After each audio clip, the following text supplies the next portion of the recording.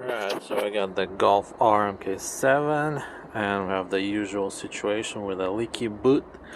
If you look, it's freaking wet, and if you look underneath the sub I removed, it's like freaking soaking wet. And then same thing with the cover. It's hard to see here, but like it was dry, and when I took that out, this is all the water that came out from it. So I'm gonna try to figure out the situation. So I got the whole back end taken apart. It was kind of easy.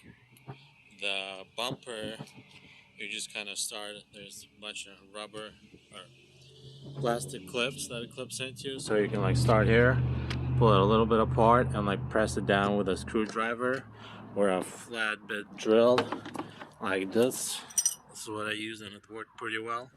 So you just pull it out a little bit and press down. There's also a screw here that you have to take off first, but other than that, it's just you kind of pull it gently, keep pressing down the plastic tabs, and it'll pop off.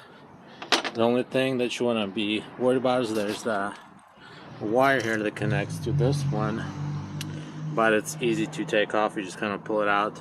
But anyway, so yeah, I got to the relief pressure vent regulator, whatever it's called, and so looks like there's leaking in there pretty bad. And so to take it off, it was kind of easy.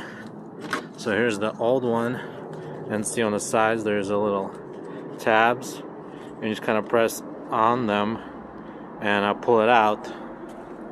So that's that.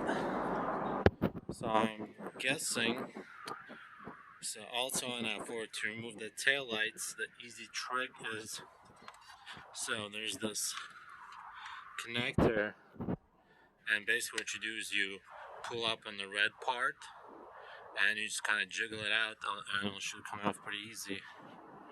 And so that's that. Alright, so the issue was the vent regulator, because this car had been in an accident on this side, and so this thing was a little loose and there was a little gap at the top. So instead of replacing it, I just decided to spray some Flex Seal. And yeah, it's, I mean, probably not the best option, but I figured nobody gonna see it, and it'll better than spending $50 on something that's not really broken. And so I did the same here, just to preventative measure, and so we'll see how it ends up. Time to put it all back together.